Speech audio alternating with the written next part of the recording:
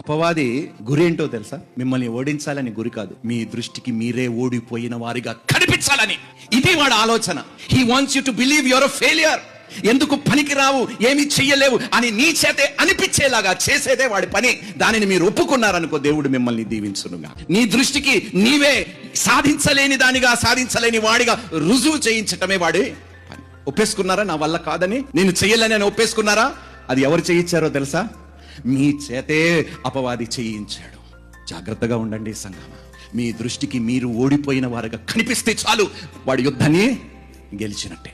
ఎలా అనిపిస్తుంది మిమ్మల్ని మీరు చూసుకున్నప్పుడు? ప్రభువా, నన్ను నేను చూసుకుంటే నాకు సంతోషం కలగటం లేదు ప్రభువా.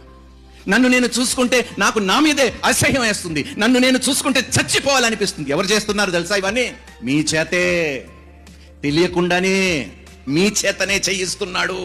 అది మీ వలనే జరుగుతున్నదనే విషయము కూడా మీరు తెలియని స్థితిలో ఉన్నారు. దానిని ఈ రోజు మనం త్రిప్పి కొట్టును గాక యేసు నామములో. హల్లెలూయా.